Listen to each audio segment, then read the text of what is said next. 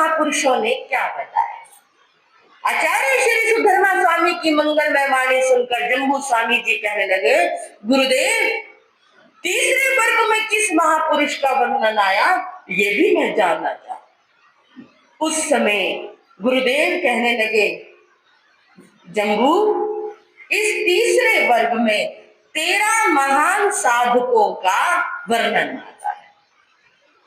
पहले में 10, दूसरे में 8 और तीसरे में 13 महान साधकों का वर्णन आता है। और उनके पवित्र नाम इस प्रकार है, अनिक सेन जी, अनंत सेन जी, अजित सेन जी, अनहत रिपु जी, देव सेन जी, शत्रु सेन जी, सारन कुमार, गजसु कुमार, सुमुख, दुर्मुख कुमार, कुपक कुमार, दारुक कुमार, अनादृष्टि कुमार।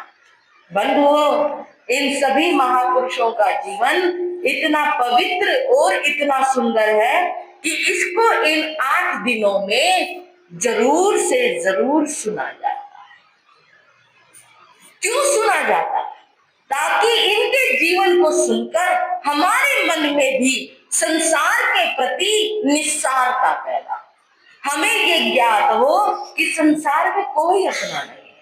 जब बड़े बड़े राजा महाराजाओं ने घर को छोड़ दिया, तीर्थंकर चक्रवर्तियों ने घर का त्याग करके संयम को अपनाया, बड़े बड़े सेठ साहूकारों ने संयम को अपनाया, तो इसका यही अर्थ होगा कि संसार की निस्सारता कितनी है, कितना स्वार्थमय संसार है, कितना नश्वर संसार है कि जिसमें बड़े बड़े राजा चक्रवर्ती भी रहना पसंद नहीं। अब 13 महासाधक कौन थे? पूछ लिया जम्बू स्वामी को, ये 13 महासाधक कौन थे, इनका जीवन कैसा था, कितना उज्जवल था, कितना पवित्र था। तो गुरु सुनाने लगे, जम्बू सुनो। सबसे पहले नाम आया अनंत सेन जी, और ये 6 भाई थे। 6 नाम आए, अनिक सेन, अनंत सेन, अजित सेन, अनहत रिपु, देव सेन और शत्रु सेन। ये 6 भाई थे, 6 सहोदर थे। इनका चरित्र जो है बड़ा ही सुंदर और बड़ा ही रोचक है। बड़ी सुंदर कथा आती है। चलते हैं बद्दीपुर नगर में। बद्दीपुर नाम का एक बड़ा सुंदर नगर था। अरिष्टनेमि भगवान के युग की ये कथा है। और बंधुओं, जीत शत्रु नाम के राजा उस नगर में राज्य किया करते थे। वहां पर नाग नाम का एक गाथापति था। उसकी धर्म पत्नी का नाम था सुनसा देवी। थोड़ा ध्यान से सुनना, हो सकता है आपको थोड़ी बोरियत महसूस हो, ये महाराज क्या सुना रहे हैं, लेकिन बंधुओं जो ये कथा है, जिन महापुरुषों की कथा है, सुनकर आपको लगेगा ये कथा हमको लेकर चलेगी वासुदेव श्री कृष्ण तक। इसलिए मैं कह रही थी, आज जो मैं आपके सामने सुनाने जा रही हूं, शायद ही आप सुनकर चौंक जाए कि वासुदेव श्री कृष्ण का एक बहुत बड़ा रहस्य आपके सामने खोलने जा रहे हैं। सुरसा देवी ने एक पुत्र को जन्म दिया। पुत्र का जन्म हुआ, नाम रखा गया अनिक सिंह। पुत्र के जन्म की खुशियां मनाई जा रही है, धूमधाम से बच्चे का जन्मोत्सव मनाया जा रहा है। संपन्न थे, घर में किसी तरह का अभाव नहीं था, तो उन्होंने अपने पुत्र के लालन पालन के लिए 5 धाय माताएं नियुक्त की। सबके काम बटे हुए थे, किसी का काम दूध पिलाने का, नहलाने का, वस्त्र आभूषण पहनाने का, खिलाने का, सुलाने का। 5 धाय माताओं के अपने अपने काम थे। बालक उन 5 धाय माताओं के लाड़ प्यार में बड़ा होने लगा। थोड़ा बड़ा हुआ तो शिक्षाचार्य के पास, गुरु के पास उसको विद्या अध्ययन करने के लिए भेज दिया, और वहां पर विद्या अध्ययन करते हुए उसने 72 कलाएं सीखी। पहले जमाने में 72 कलाएं सबसे बड़ी विद्या होती थी। जैसे आजकल PhD डीलिट सबसे बड़ी विद्या है, कहते अच्छा इसने PhD कर रखी है, इसने डिलीट कर रखी है, आजकल तो ना जाने कितनी कितनी पढ़ाइयां चली हुई है, अच्छा ये इतना पढ़ा हुआ है। तो पहले जमाने में 72 कलाओं से बड़ी कोई विद्या, सबसे बड़ी विद्या, सबसे ऊंची पढ़ाई थी। बंधुओं 72 कलाओं में निष्णात हो गया। माता पिता ने उसका विवाह करने का सोचा, और जब विवाह करने की बात आई तो एक या दो नहीं, उनका विवाह रूप यौवन वैभव से संपन्न एक या दो नहीं 32 कन्याओं के साथ अनेक सेन का विवाह हो रहा। 32 कन्या, आज तो एक ही मिलनी मुश्किल हो जाती है। एक ही के चर्चे हैं कि कोई रिश्ता आ जाए, कोई रिश्ता आ जाए, कोई रिश्ता आ जाए। पहले 16-17 साल की उम्र में 32 कन्याएं मिल जाती थी, आज 32 साल की उम्र में भी एक कन्या नहीं मिलती। जमाना क्या कितना बदल गया, कैसे बदल गया। 32 कन्याओं के साथ उनका विवाह हुआ, उनके साथ वो सुखमय जीवन व्यतीत कर रहे हैं। सुखों में व्यतीत, बिल्कुल इतने सुख, देव तुल्य सुख। संसार कैसा है, संसार में दुख क्या है, अभाव क्या है, नश्वरता क्या है, कुछ नहीं पता, किसी बात का ज्ञान नहीं, इतने सुखमय जीवन को व्यतीत कर रहे हैं। ये तो चर्चा हुई एक पुत्र की।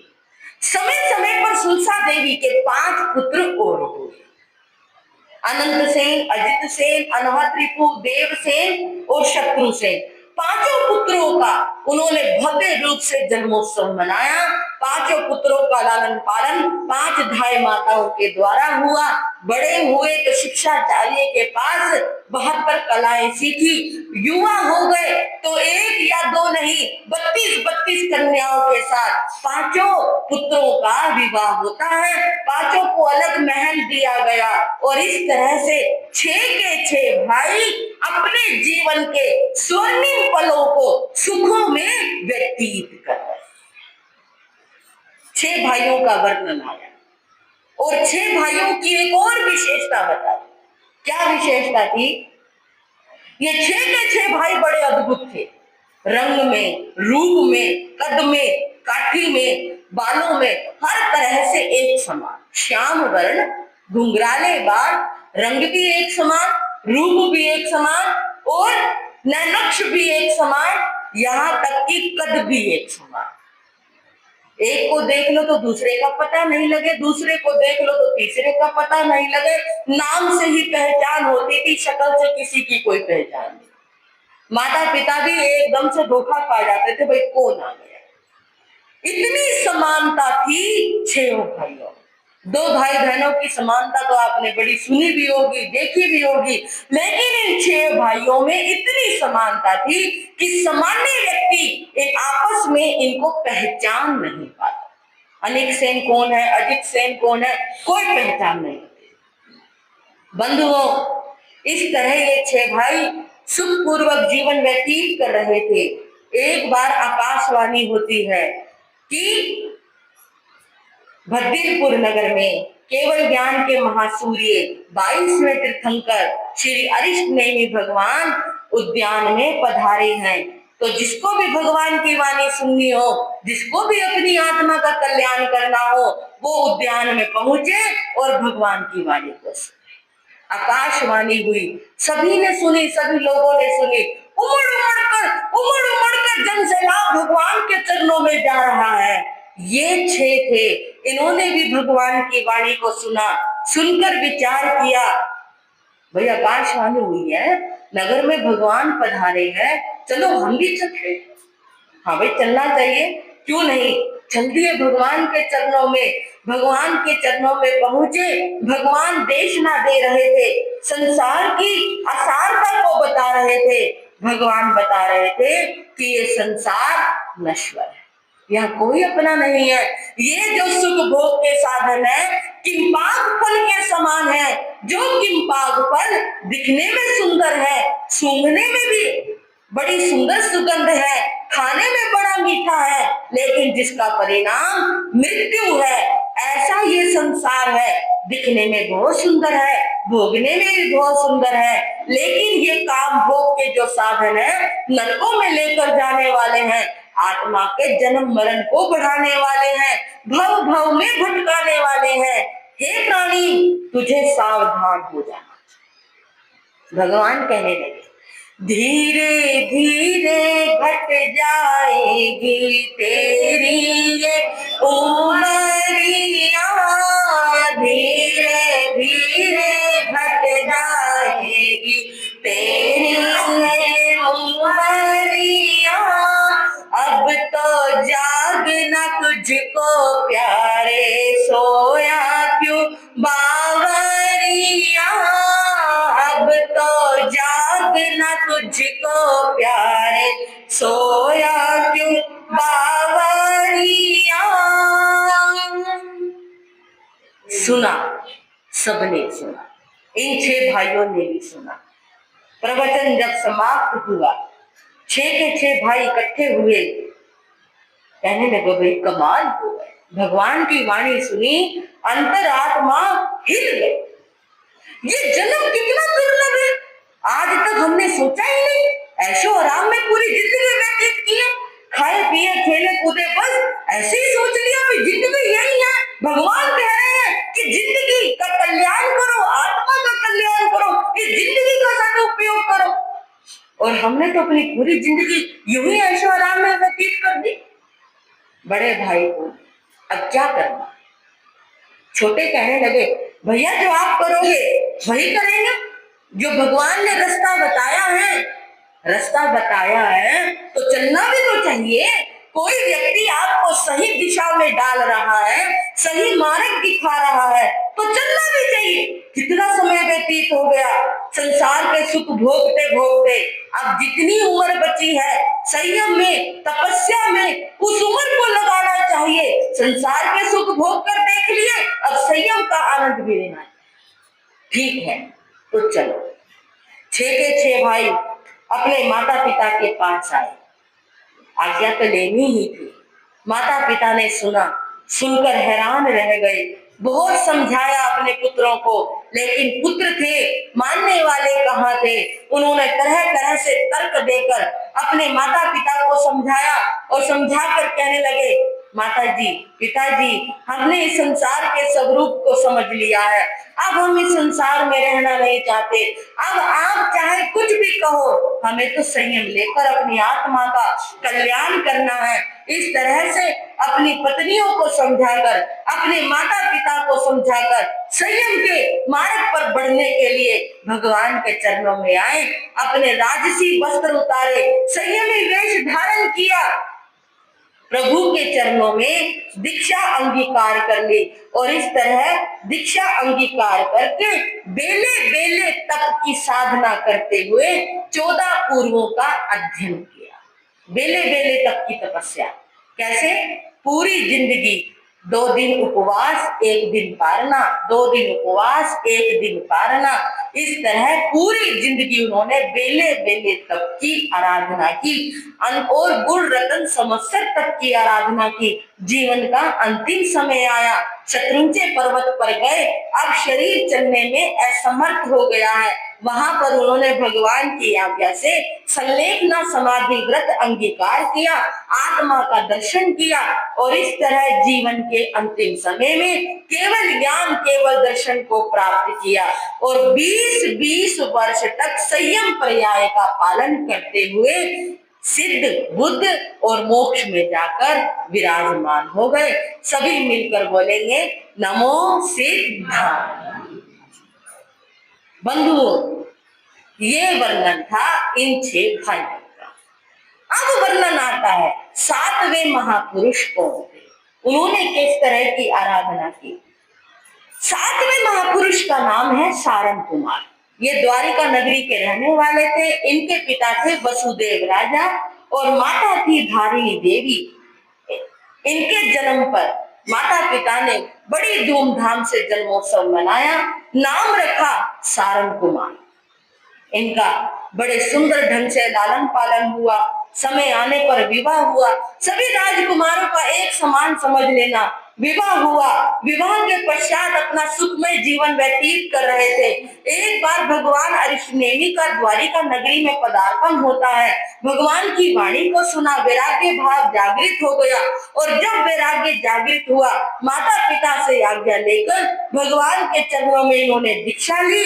दीक्षा लेकर 14 पूर्वों का अध्ययन किया, गुण रतन संवत्सर तप की आराधना की और जब देखा कि जीवन का अंतिम समय आ गया है तो शत्रुंजय पर्वत पर गए। 20 वर्ष का संयम पर्याय पूर्ण करते हुए, मासिक संलेखना को धारण करते हुए अंतिम समय में केवल ज्ञान, केवल दर्शन को प्राप्त किया और उनकी ये आत्मा मोक्ष में जाकर विराजमान हो गई। सभी मिलकर बोलेंगे नमो सिद्धार्थ। देखिए कितने बड़े बड़े राजकुमार, कितने बड़े बड़े सेठ साहूकार के बच्चे किस तरह संसार को छोड़कर संयम ले रहे हैं।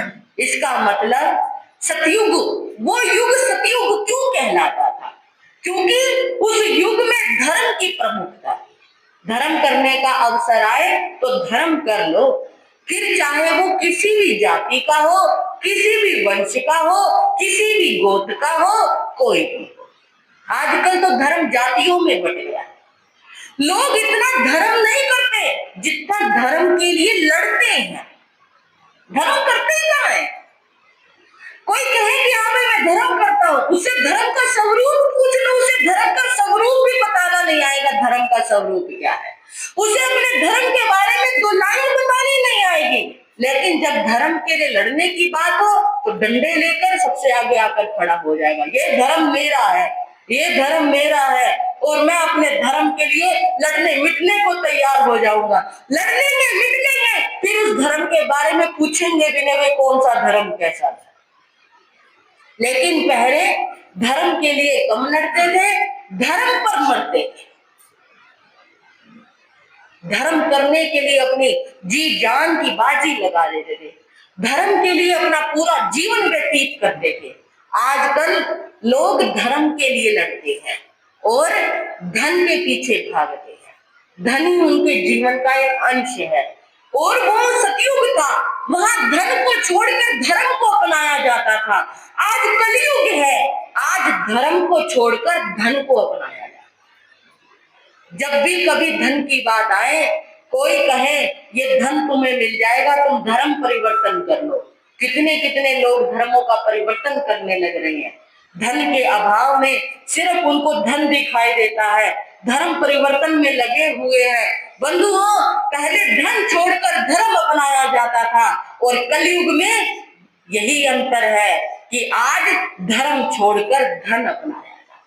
धन मिलना चाहिए, फिर चाहे उसके लिए अपना ईमान बेचना पड़े, अपना धर्म बेचना पड़े, अपने कर्तव्य बेचने पड़े, अपना सब कुछ, माँ बाप बेटा पुत्र जो भी बेचना पड़े बेच दो। क्या चाहिए? धन चाहिए।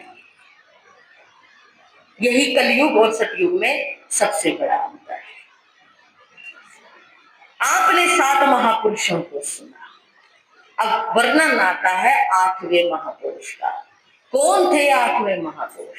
बड़ा ही सुंदर जीवन जो मैं विशेष रूप से आपको सुनाने जा रही हूँ और इनका नाम था गजसु कुमार मुनि। जैन धर्म में इनका बड़ा ही सुंदर इतिहास है।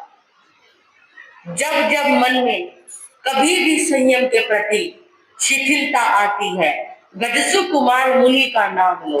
परिचय को सहन करने की शक्ति मिलती है, कष्टों को सहने की ताकत मिलती है। ऐसे ये महापुरुष कौन थे? ये महापुरुष क्या किया था इन्होंने ऐसा कार्य जो ये जैन धर्म में हमेशा हमेशा के लिए अमर हो गए? बंधुओं, ये गजसु कुमार मुनि और कोई नहीं, हमारी श्रद्धा है, हमारा बल है, हमारी प्रेरणा है। किसी को यदि कोई भी प्रेरणा लेनी हो तो गजसु कुमार मुनि के जीवन से। उनको जानने के लिए आपको लेकर चलती हूँ द्वारिका नगरी। ये वही द्वारिका नगरी है जहां पर वासुदेव श्री कृष्ण का शासन चलता है। उस द्वारिका नगरी में भगवान का पदार्पण हुआ। भगवान सहज साम्रवन में पधार रहे हैं। भगवान अरिष्ट नेमि के साथ वो 6 भाई भी हैं साधु बने हुए, जिनका वर्णन अभी आपने सुना, जो कद में, काठी में, रूप में, रंग में बिल्कुल समान भगवान के साथ ही थे, और वो भगवान के साथ ही द्वारिका नगरी में पधारे। अब 6 भाइयों के बेले बेले तप की आराधना थी, यानी 2 दिन उपवास करते थे, 1 दिन पारना करते थे। जब द्वारिका नगरी में आए तो आज उनके पारने का दिन था। 6 के 6 भाई भगवान के पास गए, प्रभु अगर आपकी आज्ञा हो तो हम पारना लेने के लिए द्वारिका नगरी में चले जाएं, आज्ञा से ही जाएं। भगवान ने कहा जैसी तुम्हारी इच्छा हो, जैसी तुम्हारी आत्मा को सुख हो वैसा करो। 6 के 6 भाई इकट्ठे हुए, कहने लगे भाई नगर में भिक्षा के लिए जाएंगे तो 2-2 की टोली बनाकर जाएंगे। तुम पूर्व दिशा में जाना, तुम उत्तर दिशा में जाना, तुम पश्चिम दिशा में जाना। इस तरह उन्होंने 2-2 की टोली बनाई, ताकि कोई भी घर, एक घर 2 बार ना लग जाए, तुम्हारे घर अलग, तुम्हारे घर अलग और मेरे घर। ठीक है भाई, निर्णय किया और सभी चौराहे पर खड़े होकर अलग अलग दिशा में चले गए। जा रहे हैं ऊंच नीच सभी मध्यम कुलों में, छोटे बड़े कुलों में, कोई अमीर है कोई गरीब है, सभी के घरों में भिक्षा गोचरी की गवेषणा करते हुए चल रहे हैं। कहीं योग बन गया, कहीं नहीं बना, कहीं मिल गया, कहीं नहीं मिला। सहज भाव से बढ़ते बढ़ते एक टोली एक महल की तरफ जा रही है। महल का दरवाजा खुला हुआ था और वो महल था त्रिखंडाधिपति वासुदेव श्री कृष्ण की माता देवकी महारानी का। माता सिंहासन पर आराम से सामने बैठी हुई है, सोने का सिंहासन लगा हुआ है, राष्ट्र माता है, वासुदेव की माता है, तो अलग ही उनके नजारे थे महल के। बैठी हुई है, सामने से संतों की एक टोली आ रही, 2 संत आ रहे। बंधुओं, संतों को आते हुए देखा। हाँ जी बहनों, संत आ रहे हैं तो क्या कर्तव्य है बताओ। आपके घर भी जाते हैं संत तो गोचरी को, संत हो साध्वी हो जो भी हो, जिसने सफेद बाला पहन लिया, आपके घर भी गोचरी को जाते हैं, तो सबसे पहला कर्तव्य क्या है? अभिवंदन करना, स्वागत करना। आओ आओ महाराज पधारो। ऐसा तो नहीं अंदर बेड पर लेटे रहो, टीवी देखते रहो, फोन चलाते रहो, गुरु आए चले गए, कोई मतलब नहीं, आ रहे हैं ठीक है, रसोई में जो है भिक्षा दे देगा। नहीं, ये संत का सम्मान नहीं, ये संत का अपमान। देवकी महारानी बैठी हुई है सिंहासन पर, आस-पास दास दासियां खड़े हुए हैं, कोई कमी नहीं, दास दासियों की, बहुओं की, रानियों की, महारानियों की, किसी भी तरह की कोई कमी नहीं। देखा संत आए, तुरंत अपने सिंहासन से खड़ी हो जाती है। राष्ट्र माता है लेकिन फिर भी संतों से बड़ी नहीं है, क्योंकि संत इस जगत का सर्वोच्च त्यागी होता है, तो वो सभी पदों में सबसे बड़ा पद संत का होता है। फिर चाहे वो चक्रवर्ती हो, चाहे वासुदेव हो, चाहे वासुदेव की माता भी क्यों ना हो, वो भी संतों के चरणों में नतमस्तक हो। देखा संत आए हैं, धर्म जहाज आए हैं, धर्म गुरु आए हैं, भक्ति का परिचय दिया। सेवक को नहीं कहा, बहुओं को नहीं कहा जावे रसोई में रोटी रखी है डाल दे, ना ना, आगे गई। आगे जाकर शास्त्र में वर्णन आता है, हट कुट चित्त मानंदिया पीर माना परम शोभया सिया।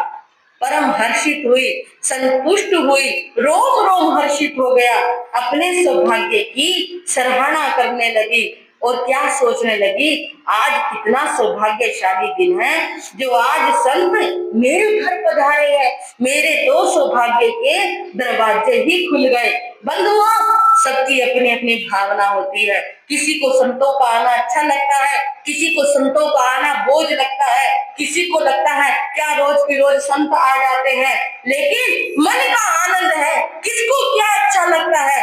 फिलहाल देव की महारानी अपने सौभाग्य की सराहना कर रही थी और संतों का स्वागत करती हुई कहने लगी, स्वागत है मुनिवर आए हैं, स्वागत है मुनिवर आए हैं, मेरे सौभाग्य सवाए हैं, मेरे सौभाग्य सवाए हैं, स्वागत है मुनिवर आए हैं, स्वागत है मुनिवर आए हैं।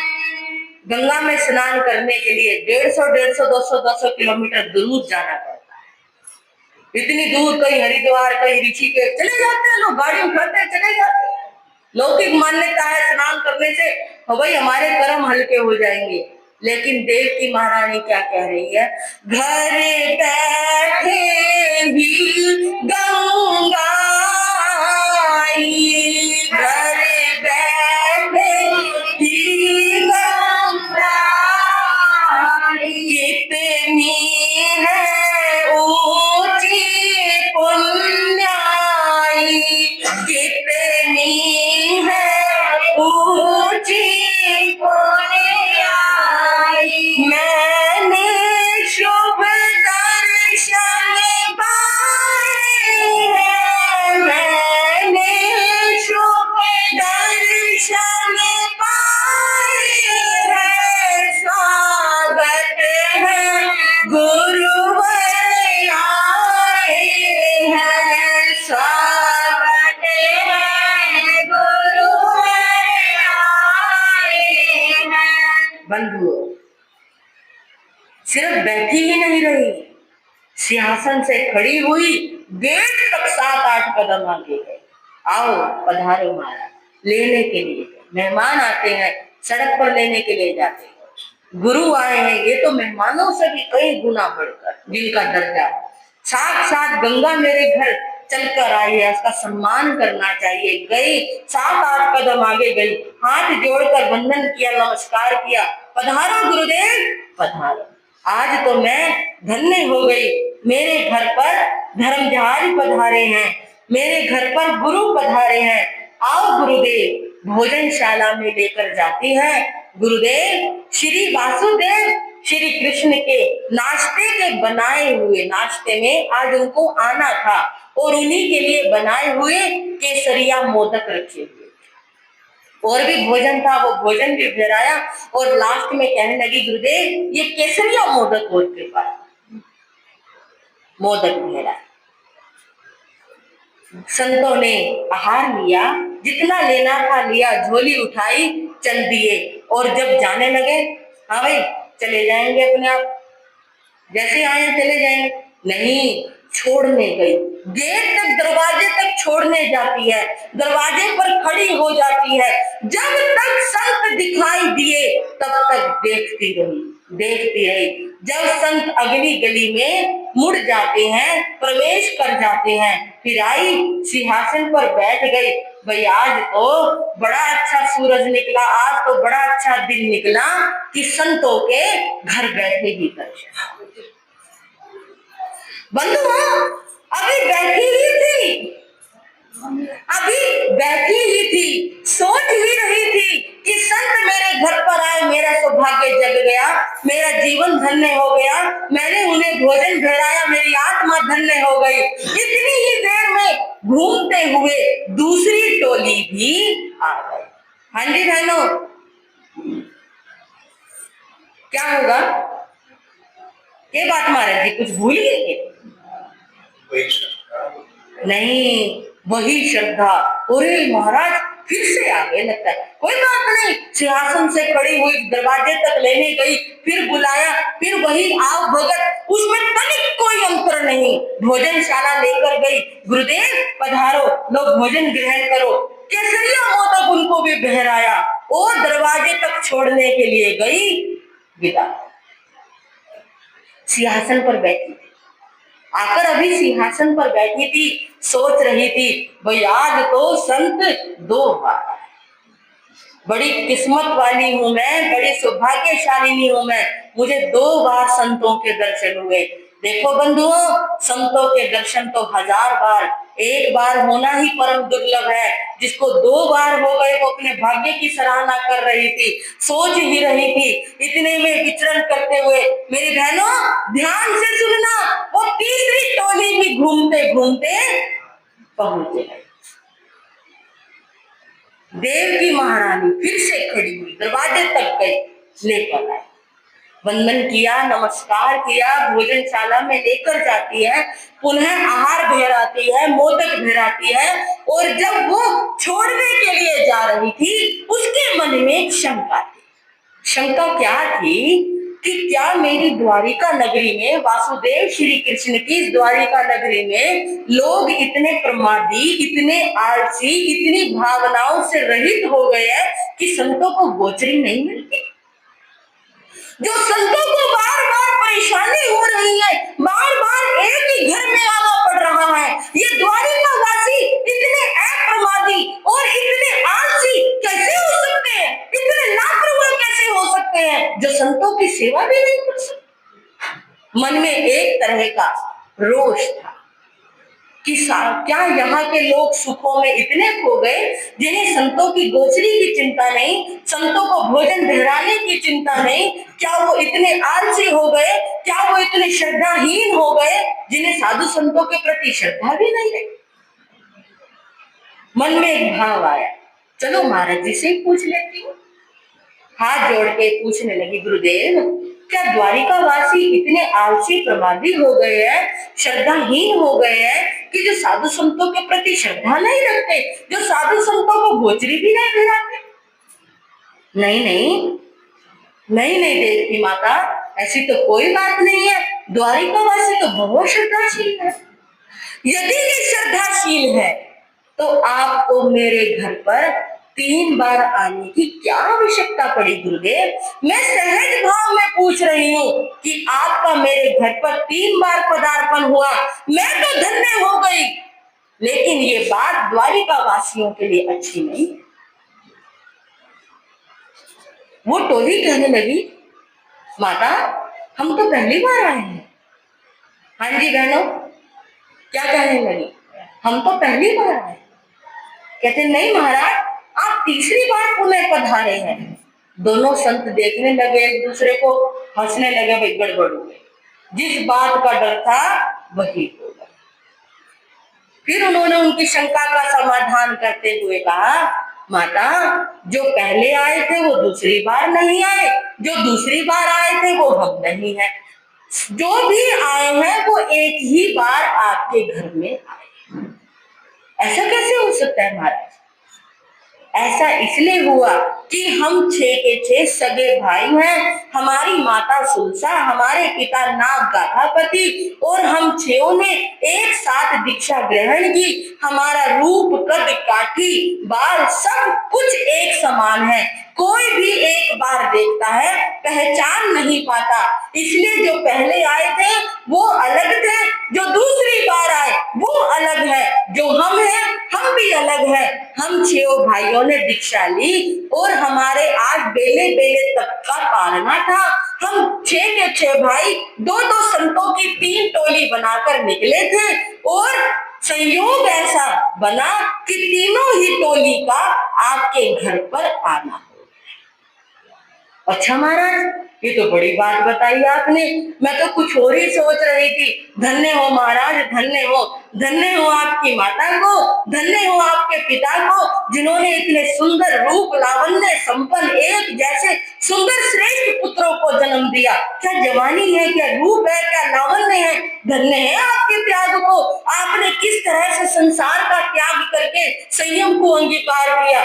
धन्य धन्य करती रही। संत जहां से आए थे चले गए, वापिस आकर अपने सिंहासन पर बैठ जाती है, लेकिन एक चिंतन चल रहा। चिंतन क्या चला, कमाल हो गया। वो माता कितनी सौभाग्यशाली होगी जिसने इन 6 पुत्रों को जन्म दिया। क्या रूप, क्या लावण्य, क्या यौवन, और देखो तो क्या एक जैसा, सब कुछ एक जैसा, कोई तो अंतर हो। आज तो मैं बड़ी हैरान हुई, बताओ जी, बिल्कुल भी अंतर पता नहीं लगा। और मैं सोचती रही कि एक ही टोली 3 बार मेरे घर पर। वो तो अच्छा हुआ मुनियों ने बता दिया, नहीं तो मैं तो यही सोचती रही, चिंतन करती रही। और चिंतन करते करते क्या सोचने लगी, धन्य है भाई इनके माँ बाप, कैसे आज्ञा दे दी ना इतने सुंदर सुंदर बच्चों को। कितना हौसला होगा इनके माता पिता में जो ऐसे बच्चों को आज्ञा दे दे। और इन्होंने भी देखो किस तरह से संसार छोड़कर संयम अंगीकार कर लिया। धन्य है इनके माता पिता को जिन्होंने ऐसे बच्चों को जन्म दिया। और सोचते सोचते क्या सोचने लगी, इनका जो श्याम वरण है ना, ऐसा लगता है जैसे इनको देखकर कृष्ण के छोटे भाई, बिल्कुल जैसे कृष्ण के घुंघराले बाल वैसे इनके घुंघराले बाल, जैसे कृष्ण श्याम वरण के वैसे ये श्याम वरण के। बिल्कुल ऐसा लगता था जैसे कृष्ण के ही भाई। कितनी समानता थी।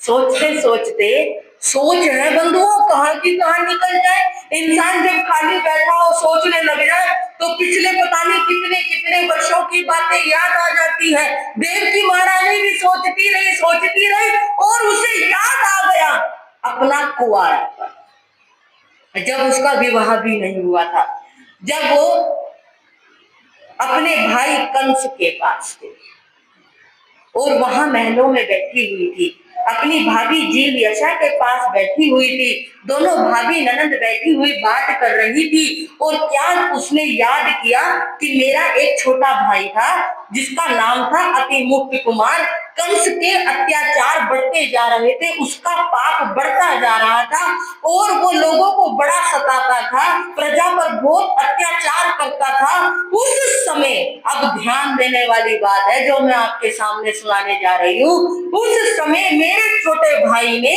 उसके अत्याचारों से दुखी होकर संयम ले लिया। संयम लेकर वो नगर नगर घूमता है, भ्रमण करता है। साधु बन गया, साधु का काम तो घूमना ही है। एक बार घूमते हुए वो हमारे नगर में आ गया, नगर में भिक्षा के लिए जा रहा था।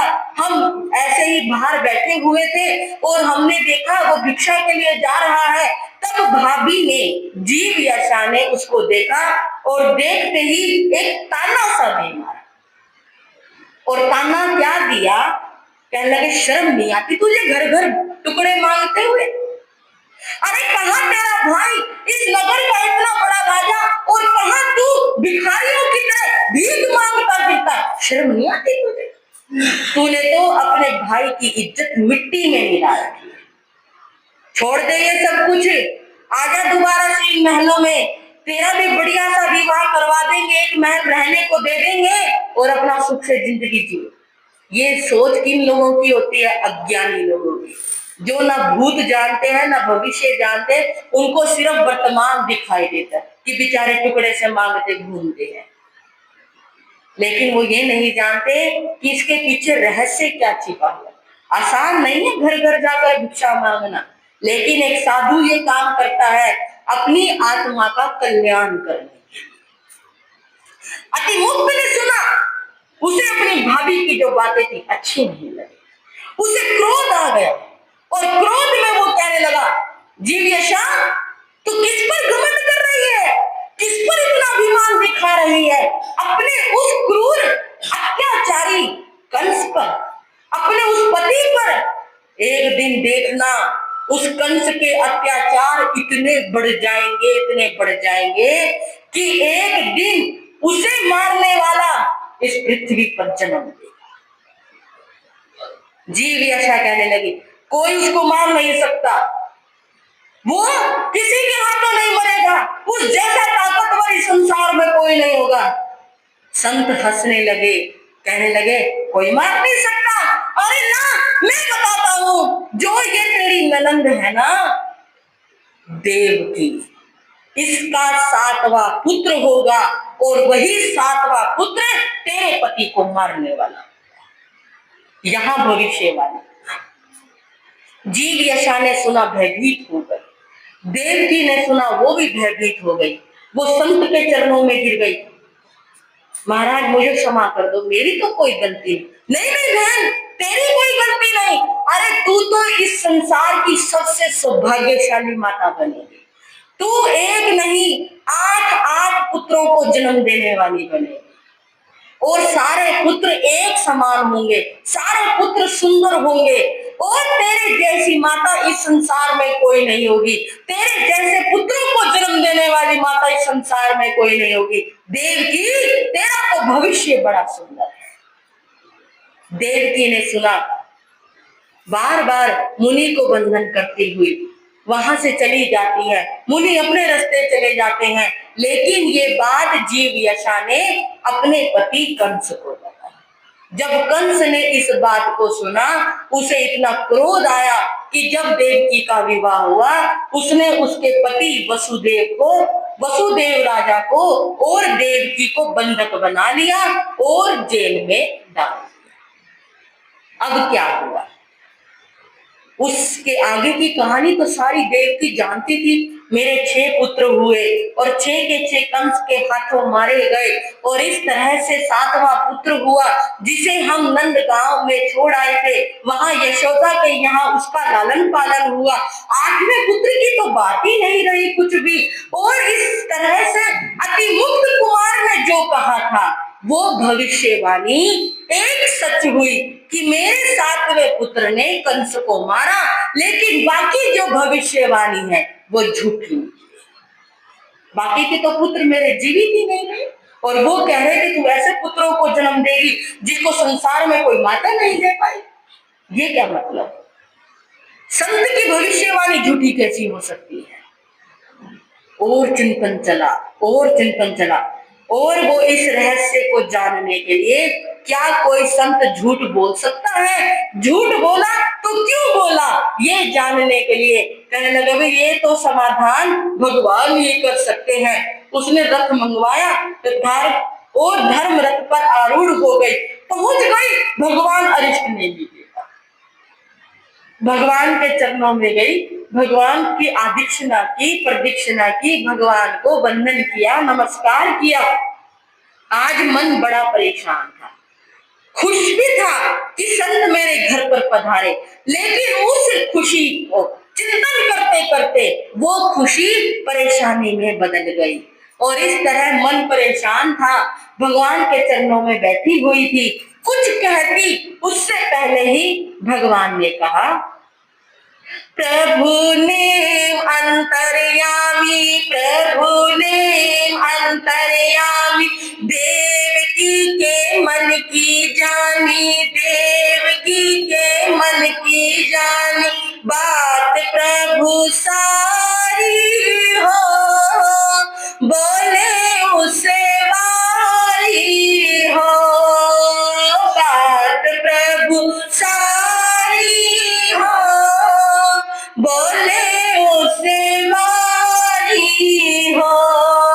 मुनियों की बात सुन, मुनियों की बात सुन, संशय आया तेरे मन, संशय आया तेरे मन, बात सुन मारी हो, बोले उसे मारी हो, बात सुन मारी हो, बोले उसे मारी हो। भगवान पहले ही अंतर्यामी थे, उनसे क्या छिपा। देवकी महारानी, आज तुम्हारे घर पर मुनि आए, तुमने मुनियों की बात सुनी, बात सुनकर तुम्हारे मन में एक शंका उत्पन्न हुई कि ये 6 के 6 भाई, इनकी माता कितनी धन्य है जिसने इन 6 पुत्रों को जन्म दिया, लेकिन ये वरदान तो मुझे मेरे भाई महाराज ने दिया था और मुझे ऐसा कुछ भी देखने को नहीं मिल रहा। देवकी हाथ जोड़कर कहने लगी, जी प्रभु, मेरे मन में यही शंका है प्रभु, जब मैं अपने मायके में थी उस समय भाई ने कहा था कि तुम इस संसार की सबसे अनमोल माता होगी, जैसे पुत्रों को तुम जन्म दोगी इस संसार में कोई माता ऐसे पुत्रों को जन्म नहीं दे पाएगी। लेकिन प्रभु, मैं तो सब कुछ उल्टा देख रही हूँ, सब कुछ विपरीत देख रही हूँ, ये सब कैसे हो गया? देवकी, ये एक रहस्य है जिसे तुम नहीं जानते, कोई भी नहीं जानता इस रहस्य को, लेकिन आज मैं तुम्हें ये रहस्य बताता हूँ।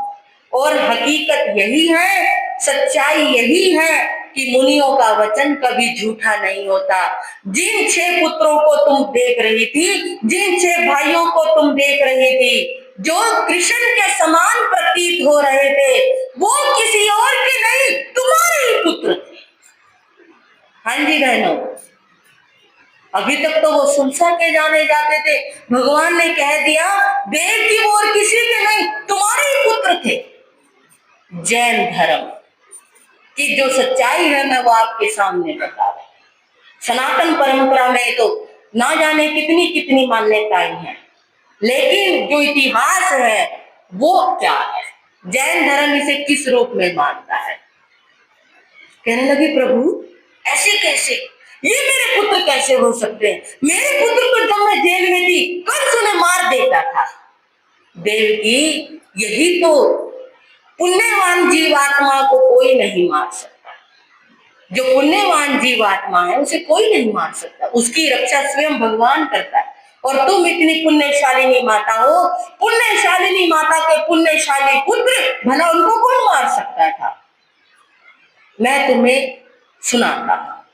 सुलसा, जिनके ये 6 पुत्र थे, जब वो अपने पीहर में थी, एक दिन उसके नगर में एक ज्योतिषी आया। ज्योतिषी को सभी हाथ दिखा रहे थे, सुलसा ने भी हाथ दिखाया। और जब सुलसा ने हाथ दिखाया तो ज्योतिषी से पूछा, भाई बताओ मेरे भाग्य में क्या लिखा है? उस समय ज्योतिषी ने कहा, सुलसा तुम्हारा भाग्य अच्छा नहीं है। क्यों, क्या हो गया?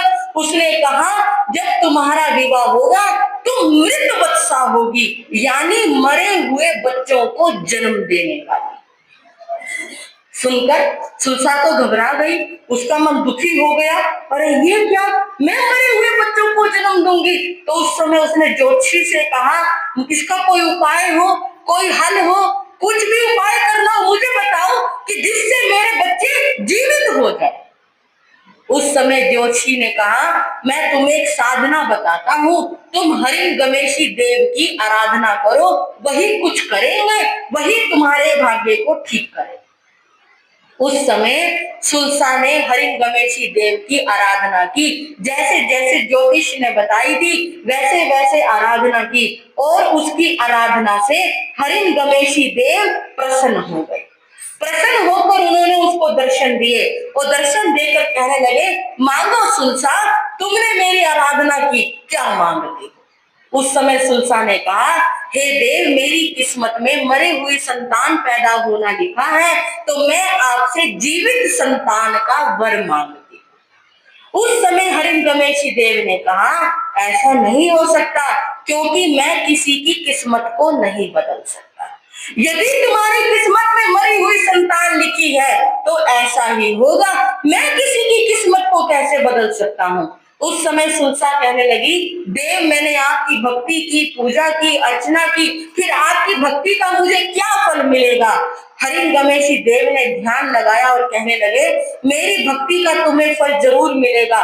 मैं इतना कर सकता हूँ कि किसी और की जीवित संतान लाकर तुम्हें दे सकता हूँ, लेकिन तुम्हारी मरी हुई संतान को जीवित नहीं कर सकता। ठीक है, जैसे आपकी इच्छा, मुझे तो जीवित संतान से मतलब है। और हे देव की महारानी, इधर सुलसा का विवाह नागगाथापति से हुआ, उधर तुम्हारा विवाह वसुदेव राजा से हो गया। तुम जेल में थी उस समय जब तुम गर्भ धारण करती थी, उधर सुलसा गर्भ धारण करती थी। इधर तुम्हारे यहाँ संतान का जन्म होता था, उधर सुलसा के यहाँ संतान, मरी हुई संतान का जन्म हुआ। हरिंगमेशी देव, अब देव को तो पलक झपकने भर की देरी नहीं लगती, जैसे ही तुमने पुण्यशाली संतान को जन्म दिया। हरिंगमेशी देव ने तुम्हारी संतान को उठाया और वहां पर रख दिया, उसकी मरी हुई संतान को उठाया और तुम्हारे पास लाकर रख देता था। उस समय कंस आता था और कंस उस संतान को उठाता था, वो पहले से ही मरी हुई होती थी, तो वो क्या सोचता था, मेरा भय और आतंक इतना है कि ये संतान मेरे भय से ही मर गई। इस तरह वो उस संतान को पटक कर चला जाता था। हे देवकी, ऐसे तुमने 6 पुत्रों को जन्म दिया और उधर सुनसा ने भी 6 मरे हुए पुत्रों को जन्म दिया, लेकिन हरिंगमेशी देव ने पुण्यवान जीवात्मा को उठाकर वहां रख दिया और उसकी मरी हुई संतान को तुम्हारे पास रख दिया।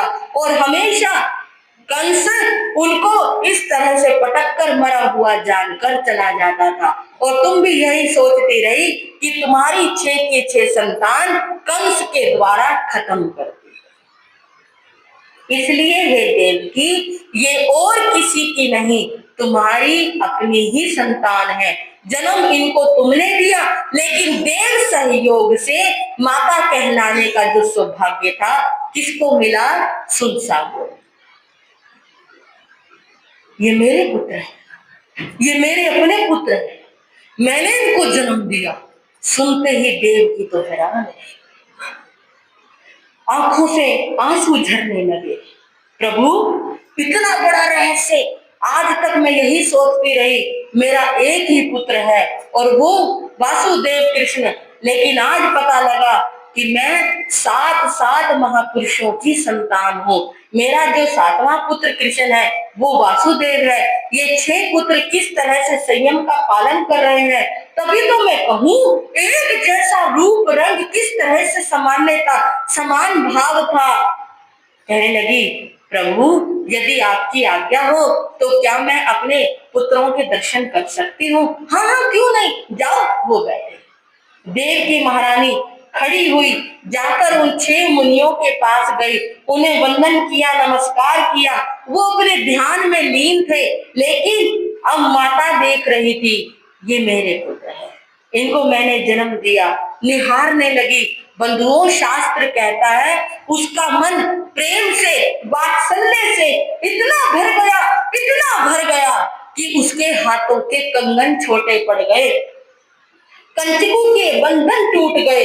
जैसे वर्षा होने पर कदम्ब का पुष्प फूल जाता है, वैसे ही देवकी के हाथों के कंगन छोटे पड़ गए। हृदय का हर्ष दूध बनकर उमड़ने लगा। और इस ममता को कहा है, लिखने वाला क्या लिख देगा, वक्ता कितना बोलेगा, सुनने वाला इस ममता को किन बातों में तोलेगा। ये तो एक माँ जानती है, जिसे अपने बिछड़ी हुई संतान मिल जाए, जिन बच्चों को आज तक वो मरा हुआ समझती थी, आज वो इस तरह उसे अचानक से मिल जाएंगे। बंधुओं, देवकी का मन जानता था कि वो क्या सोच रही होगी उस संतान को देखते हुए, और इस तरह से देखती रही और देखते देखते मन में एक भाव आया, मेरा भाग्य लिखने वाले, कैसा लिखा विधाता, कोई लाल ना खिलाया, कैसी हूँ जग में माता। मेरा भाग्य लिखने वाले, कैसा लिखा विधाता, कोई लाल ना खिलाया, कैसी हूँ जग में माता। देव की महारानी सोच रही है, उसका ये चिंतन अब और क्या आगे बढ़ेगा और उस चिंतन का क्या परिणाम निकलेगा, ये चर्चाएं अगले समयों में करेंगे। देव की महारानी वहां कुछ देर बैठी रही, फिर उठकर आना ही था, आप वापिस आती है, भगवान को वंदन नमस्कार करती है, रथ में बैठी अपने महलों में पहुंच जाती है। लेकिन बंधुओं, आज महलों में पहुंच तो गई, अब उसे नींद नहीं आएगी, खाना अच्छा नहीं लगेगा, सोना अच्छा नहीं लगेगा, मन बड़ा बेचैन हो रहा है और बेचैनी इस बात की है, मेरे पुत्र मेरे सामने आए, मैं उन्हें पहचान भी नहीं पाई। मेरे पुत्र जीवित हैं, मेरे पुत्र इतने होनहार हैं, क्या सोच रही है और ये चिंतन आगे से आगे कैसे बढ़ेगा, सुनेंगे अगले समय।